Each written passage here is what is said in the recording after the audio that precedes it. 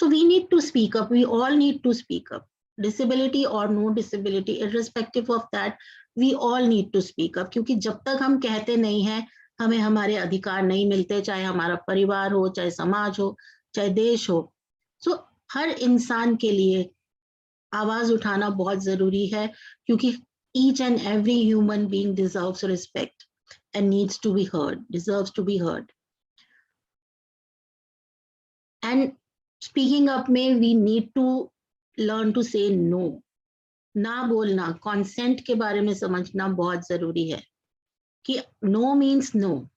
तो कोई हमारी बाउंड्रीज के अंदर ना आ सके तो हमें वो ना बोलना आना चाहिए, वो assertion आनी चाहिए. So how do we speak up for ourselves sexually? So we need to take a stand. अपनी बात पे कायम रहें और ये बोलना आना चाहिए किसी को भी, चाहे अपने पेरेंट्स हो, चाहे पार्टनर हो, किसी को भी. This is my choice and I stand for it. मैं कायम हूँ अपनी चॉइस पे. देन अपनी सेक्सुअल लिमिट्स को रिस्पेक्ट करना और उन दूसरों की लिमिट को भी रिस्पेक्ट करना बहुत जरूरी है. And starting to do what you want with the relationship. आपने ये relationship बनाया है, आप उसको कहाँ तक ले जाना चाहते हैं, किस तरह से ले जाना चाहते हैं, that is also important. And for this क्या जरूरी है? When we speak up for ourselves and others, first of all we need to know our rights in a relationship, in a sexual or romantic relationship. अपने state laws के बारे में जानकारी लेना भी बहुत जरूरी है. अगर हम इंडिया में हैं तो हमें RPWD 2016 एक्ट या जो भी एक्ट्स हैं, जुवेनाइल जस्टिस एक्ट, तो अपने स्टेट लॉज के बारे में, एक्ट्स के बारे में, CRPD के बारे में, if we are disability rights advocates, तो ये लॉज के बारे में जानना बहुत जरूरी है कि इन केस ऑफ एक्सप्लॉयटेशन और मैनिपुलेशन और वायलेंस हम कहाँ जा सकते हैं, किसको रीच आउट कर सकते हैं, कौन हमारी बात सुन सकता है लीगल स्फेयर में. And it is our life, our body, our mind, so we have every right to decide about it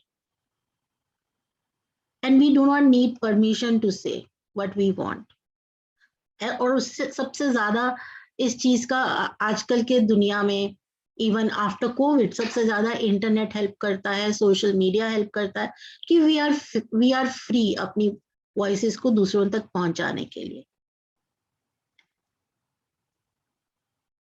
और कभी भी किसी से रिश्ता बनाने के बाद या सेक्सुअल रिलेशनशिप बनाने के बाद गिल्ट मन में नहीं आना चाहिए. कोई हमें गिल्ट फील ना कराए कि तुमने काम गलत किया है, ये काम, ये चीज तुम्हारे लिए नहीं थी, तुमने क्यों कर ली, अब इससे तुम्हारा नुकसान हो सकता है. Because we are taking decisions for ourselves, we own our body, we have right to our body, so we may not feel guilty, we should not feel guilty about it. और हमें उस चीज, we own up to our decisions. ये करने के लिए अगर हम अपने सामने वाले को कुछ समझा रहे हैं तो अपनी बॉडी लैंग्वेज से ही हम बता सकते हैं कि व्हेन वी स्टैंड और स्ट्रेट फेसिंग द पर्सन, कि अगर हमारी नजरें झुकी हैं तो ऑब्वियसली हमें शर्म आ रही है, हमने कुछ गलत किया है, तो उसके लिए वी नीड टू स्टैंड और sit straight in front of the person. We need to look them into the eyes, use a calm voice and we have to be positive. जब हम बात कर रहे हैं, हम डामाडोल ना करें अपनी बात को कि मैंने नहीं मुझे ऐसा नहीं करना चाहिए, तो we have to be positive.